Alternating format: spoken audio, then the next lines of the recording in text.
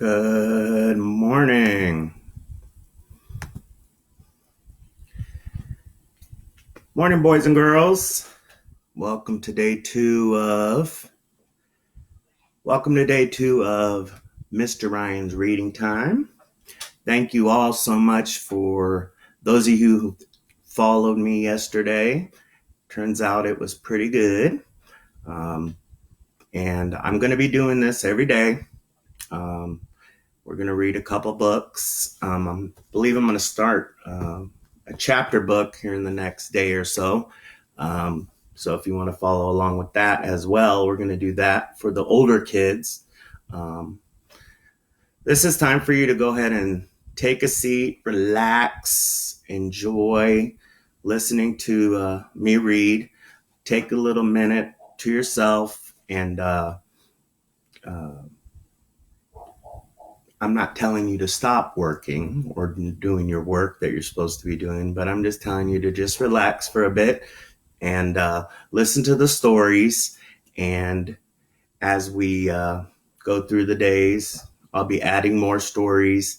I want to give a shout out to Miss Webster, who donated a couple, actually several books to me, as well as Miss Walton, that donated me some books as well. And once again, I just want to thank you all for watching. I do enjoy this. I do miss the kids at school. For those of you that don't know me, I substitute teach from time to time, so a lot of the kids know me as Mr. Ryan. So I figured, why not get on there and see a familiar face? Some of you do know me, some of you don't. But this is time for you to just sit back, relax, and enjoy a couple books that I'm going to read for you. So our first book we're going to start with is Postman Pat to the Rescue.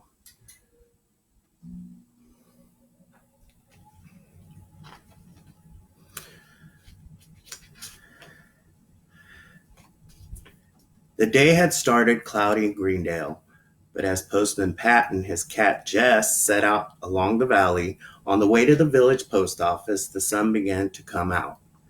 Pat's red mail truck went twisting and turning along the winding roads. He went through Greendale Forest, where all the birds were singing. He went around a sharp corner by Garner Hall, then put his brakes on hard.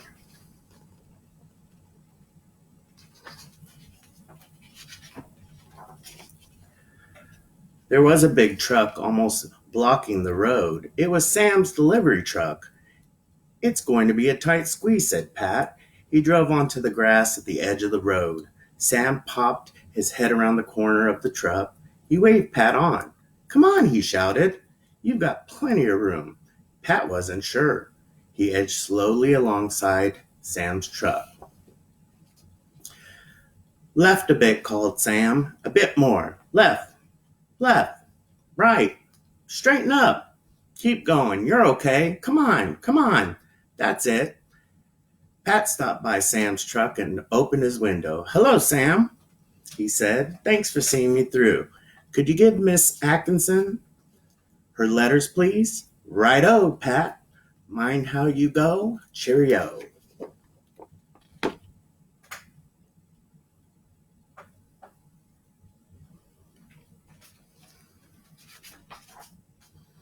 Sam went off with Miss Atkinson's letters and groceries. Pat tried to drive away, but the truck didn't move. "Oh, dear," said Pat, putting his hat out the window.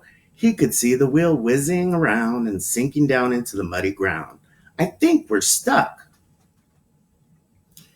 He revved the engine again, but the wheel just went in deeper. "Now we're stuck. It's all that rain. It made the ground muddy." Sam came back. "Hello, Pat. Still here?" "Yes, I am," said Pat. "I'm stuck." "Don't worry," said Sam. "I'll give Peter Fogg a shout as I go past. He can tow you out with the tractor." "Thanks, Sam. Cheerio."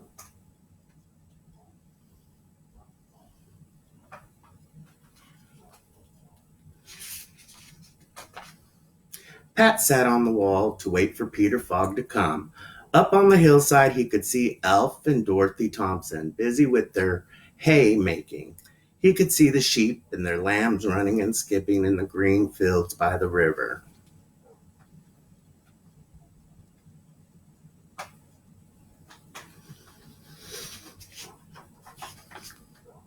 Peter came at last. Pat was glad to see him. "Hello, Peter," he said. "Can you tow me out, please? My truck's stuck in the mud."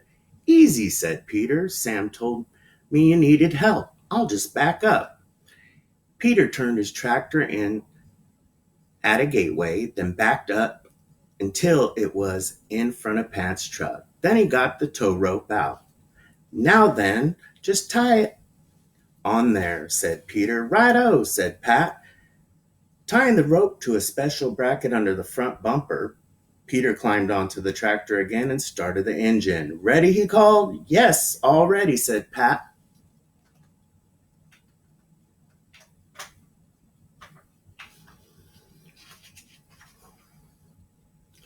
Peter drove slowly forward until the rope was tight. He used more and more power until Pat's truck began to ease out of the mud. Soon it was on the hard road again. Peter untied the rope. Pat started his engine and waved to Peter. "Bye. Thanks a lot. Cheerio, Pat."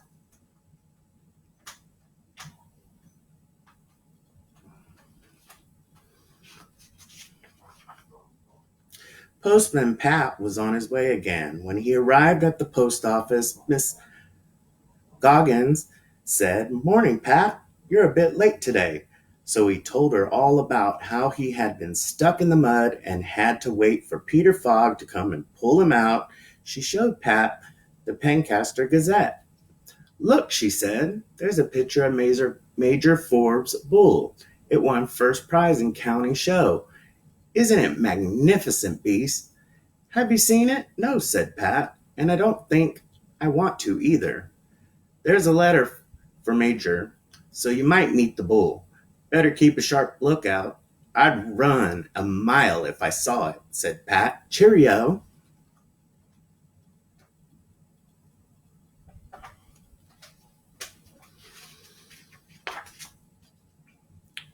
Pat hadn't gone far when he saw Ted Glenn waving to him to stop. "Somebody's left the gate open," he said. Pat stopped. "I'll bet it's those campers. The sheep have gotten into the clover field. It it'll kill them if they eat too much. Can you give me a hand to drive them out?" "Yes, of course I will," Pat said. "I used to work on a farm when I was a lad. Have they gone far?" "You can see them up there. They have spread out a bit. We'd better get after them."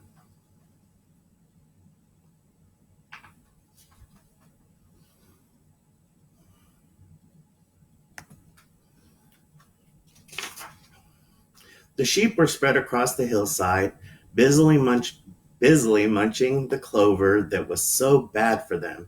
"You go that way. I'll go this way," said Ted. "Right," said Pat.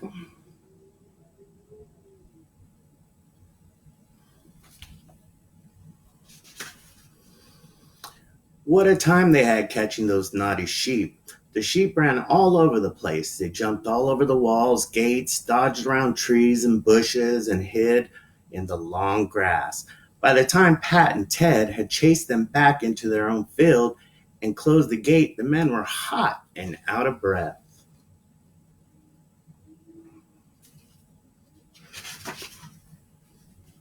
"Phew, that was hard work," said Ted. "What's that funny noise?" said Pat. "Oh no, it's that bull," shouted Ted. "Run!" They ran down the steep hill and jumped over the wall at the bottom. Ted yelled, "Ouch!" as he landed with a thump on the grass at the side of the road. "What's up?" Ted said. "What's up?" said Pat. Ted could not stand up, and his legs seemed to be twisted. "It's my ankle," said Ted. "By gum, it does hurt. Ouch! I can't get up. I think it's broken." "Now what are we going to do?" said Pat. "You can't sit here until it gets better. I better go and get Dr. Gilbertson from the village. Won't be long."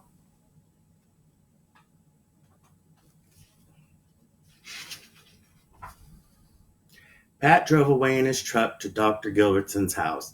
He gave the doctor her letters. Then he told her about Ted's broken ankle. "Oh dear, my car's in Pencaster being serviced," said Dr. Gilbertson. "Then I'll take you in my truck," said Pat. So Dr. Gilbertson brought her bag and rode in the truck. She sat in Jess's place, with Jess on her knees.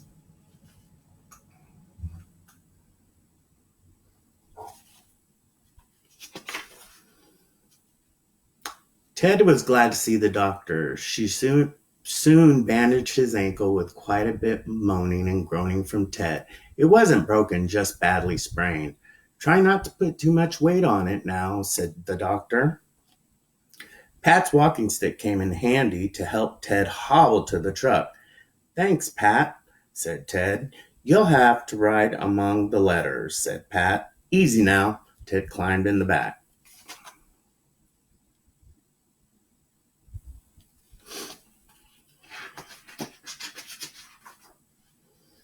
Jess rode back again on Dr. Gilbertson's knee. They took the doctor home, then took Ted home. Ted was glad to get home. "You all right now?" said Pat. "I'll manage," said Ted. "Thanks for helping. Cheerio. Bye."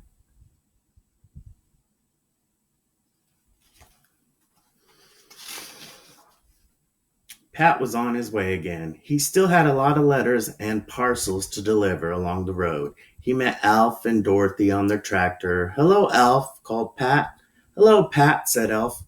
"Thanks for getting the sheep back. It's the same thing every year. Gates left open all over. We'll have words with the campers, won't we, Dot?"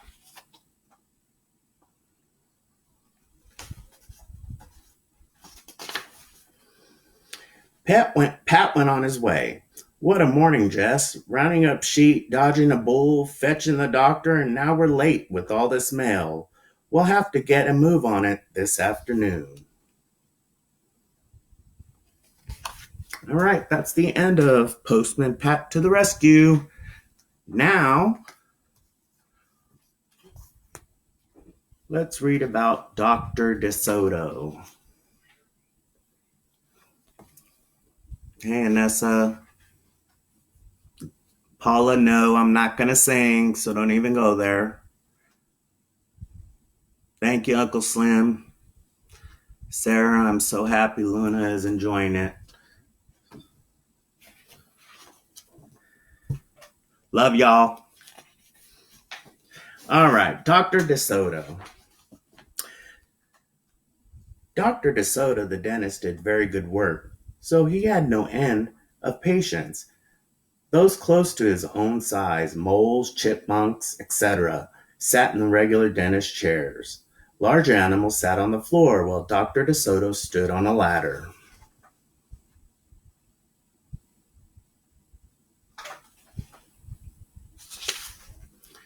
For extra large animals, he had a special room. Their Dr. DeSoto was hoisted up to the patient's mouth by his assistant, who also happened to be his wife.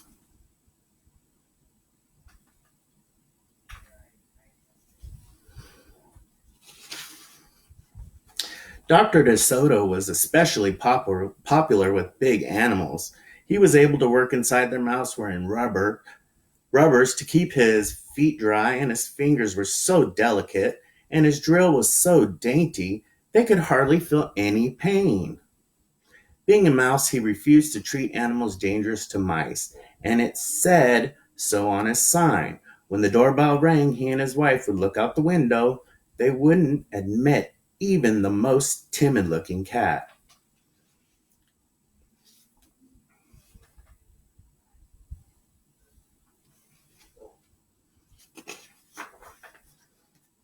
One day, when they looked out, they saw a well dressed fox with a flannel bandage around his jaw. "I cannot treat you, sir," Dr. DeSoto shouted. "Sir, haven't you read my sign?"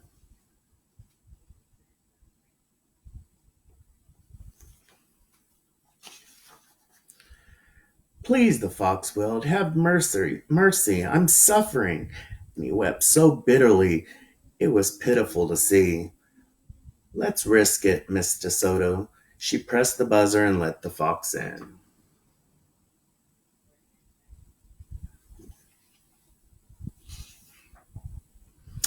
I missed the whole section here. Let me try that again.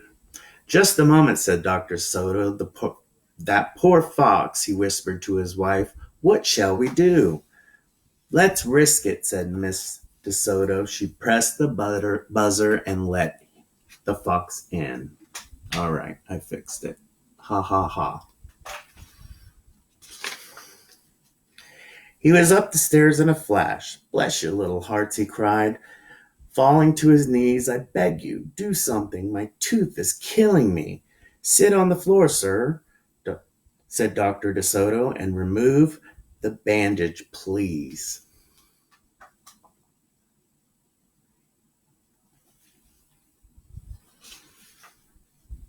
Dr. DeSoto climbed up the ladder and bravely entered the fox's mouth. Ooh, wow, he gasped.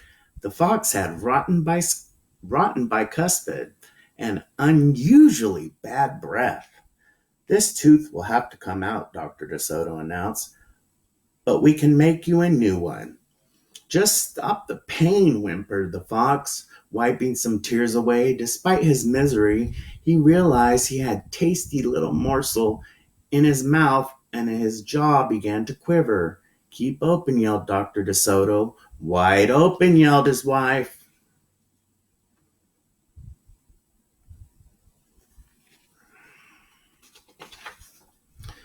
I'm giving you gas now, said Dr. DeSoto. You won't feel a thing when I yank that tooth.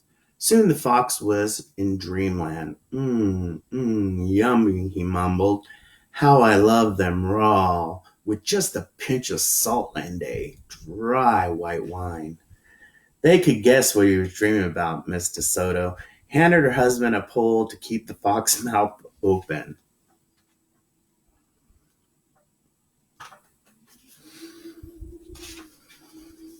Dr. DeSoto fastened his extractor to the bad tooth. Then he and his wife began turning the winch. Finally, with a sucking sound, the tooth popped out and hung swaying in the air. I'm bleeding, the fox yelped. When he came to, Dr. DeSoto ran up the ladder and stuffed some gauze in the hole. The worst is over, he said. I'll have you a new tooth ready tomorrow. Be here at 11 sharp. The fox, still woozy, said goodbye and left. On his way home, he wondered if it would be shabby of him to eat the DeSotos when the job was done.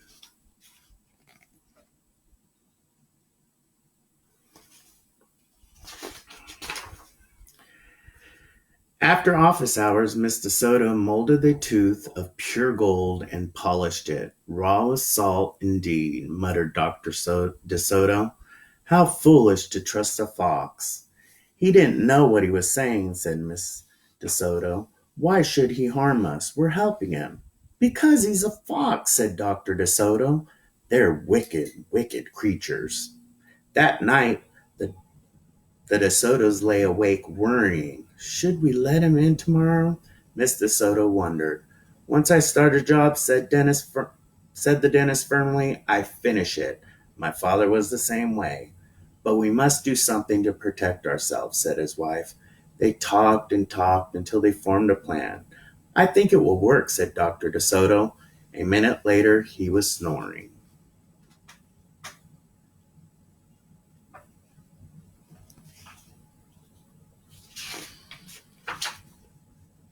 The next morning, promptly at 11, a very cheerful fox turned up. He was feeling not a par- he was feeling not a particle of pain. When Dr. DeSoto got in his mouth, he snapped it shut for a moment, then opened wide and laughed. Just a joke, he chortled. Be serious, said the dentist sharply. We have work to do. His wife was lugging the heavy tooth up the ladder.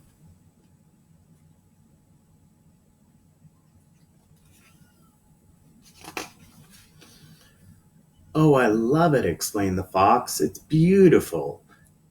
Dr. DeSoto set the gold tooth in the socket and hooked it up to the teeth on both sides. The fox caressed the new tooth with his tongue. My, it feels good, he thought. I really shouldn't eat them. On the other hand, how can I resist? We're not finished, said Dr. DeSoto, holding up a jar. large jug. I have here a remarkable preparation developed only recently by my wife and me. With just one application, you can be rid of toothaches forever. How would you like to be the first one to receive this unique treatment?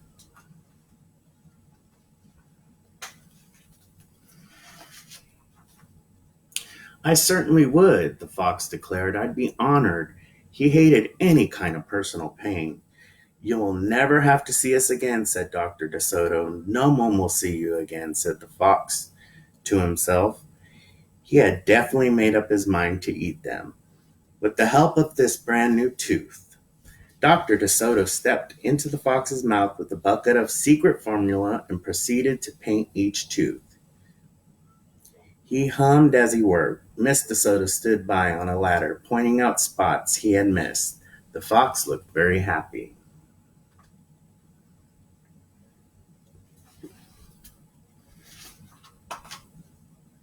When the dentist was done, he stepped out. Now close your jaws tight, he said, and keep them closed for a full minute. The fox did, as he was told. Then he tried to open his mouth, but his teeth were stuck together. Ah, excuse me, I should have mentioned, said Dr. DeSoto. You won't be able to open your mouth for a day or two. The secret formula must first permeate the dentine. But don't worry, no pain ever again. The fox was stunned. He stared at Dr. DeSoto, then at his wife. They smiled and waited. All he could do was say, Frank O'Berry Mush, through his clenched teeth, and get up and leave. He tried to do so with dignity.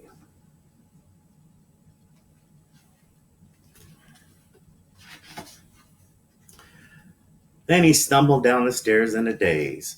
Dr. DeSoto and his assistant had outfoxed the fox. They kissed each other and took the rest of the day off. The end.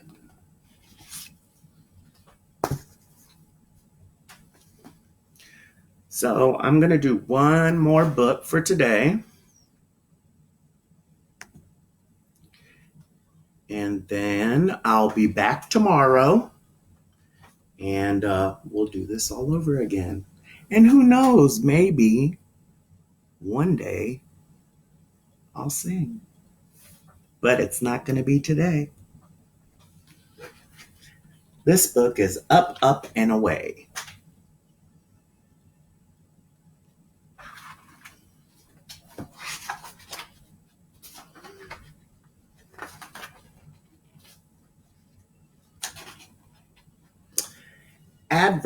Adverbs work terrifically when answering specifically how often, when, and where.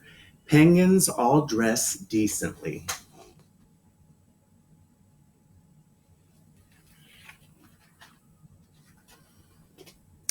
Toe dancers practice frequently.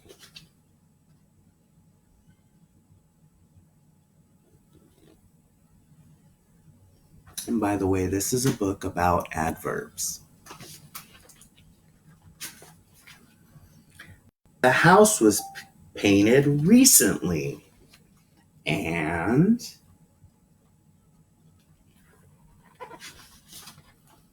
small green frogs live there.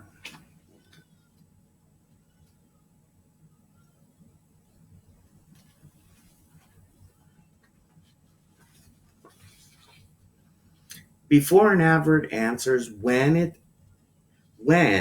it always answers where. The ship will sail away today. It will not sail today away.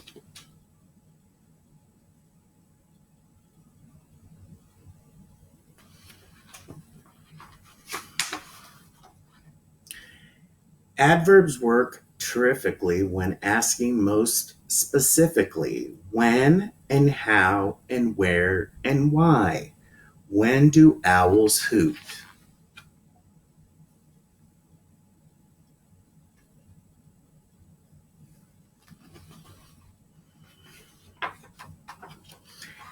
How do you do?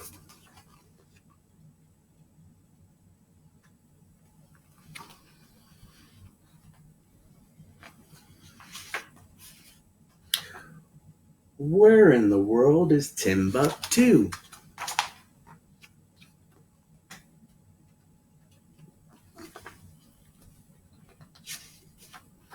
And why do pandas eat bamboo?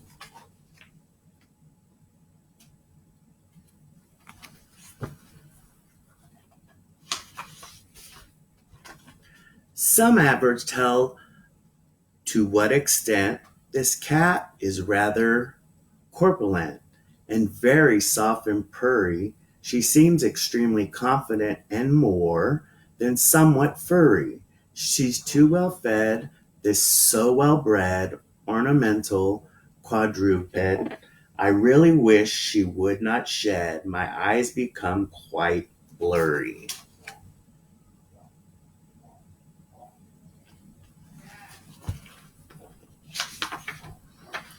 Many adverbs end in ly, pronounced to rhyme with bumblebee.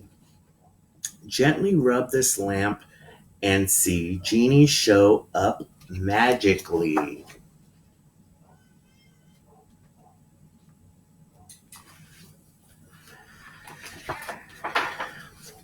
Hot air balloons drift dreamily and regally. They rise.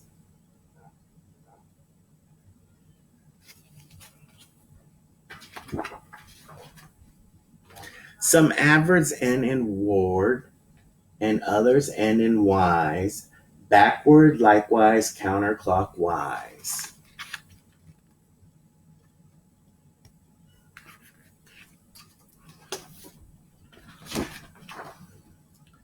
To recognize an adverb, sometimes you must be clever because it may be positive, like yes, indeed, forever.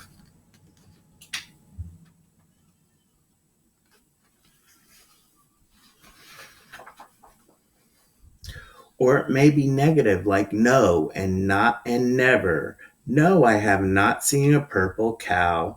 I never hope to see one, but I can tell you, anyhow, I'd rather see one than be one.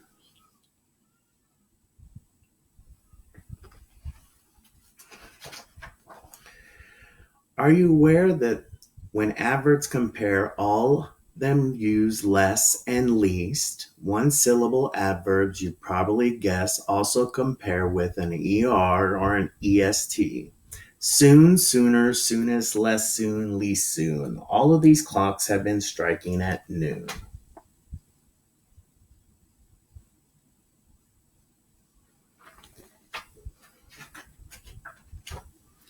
Please don't be confused. More or most must be used with adverbs ending in ly.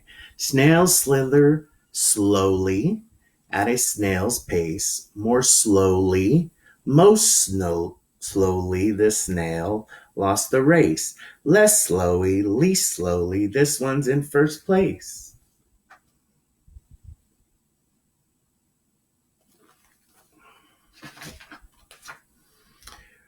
Irregular adverbs are usually strained because when comparing, they totally change. Victor spells badly. Shalina spells worse. And Andrew is cursed. Andrew spells worse. Less badly spells Becky. Least badly Jose. Jose gets an A.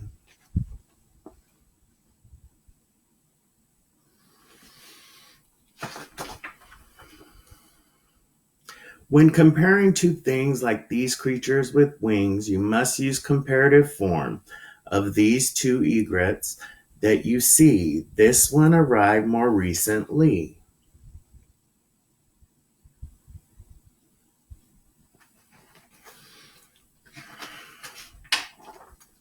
To compare more than two, this is what you must do. You must use a superlative form of all these creatures in the sea. This one arrived most recently.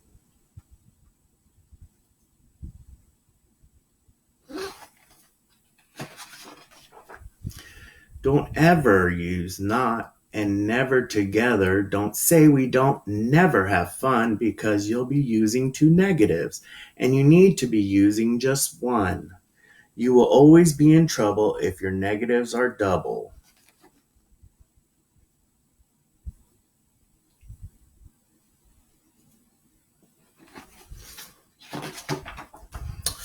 The end. Thank you so much for those of you who had joined me today. If you weren't unable to catch me live, it will be posted on Facebook. I believe you'll be able to watch it at your own time and leisure. Um, I'm getting some notes here.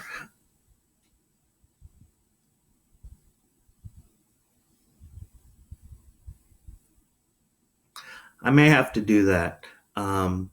I may do a Mr. Ryan's page. I'm just checking to see how this works out first, and if I get enough views and enough people are watching and tuning in, I may just do this uh, on a regular daily basis and put a page out there, and you'll be able to join my page. Um, Thank you again for listening to me. I hope you all have a blessed day. And remember, reading is fun. You can do it on your own, but it's also fun to hear somebody else do it, right? All right, kids. Miss y'all. I hope y'all have a wonderful day. And to my family and friends, thank you so much for tuning in. And I'll be back tomorrow with more books. Like I said, tomorrow I'm going to probably start a chapter book for the older kids, and we'll just read it slowly, a couple chapters at a time.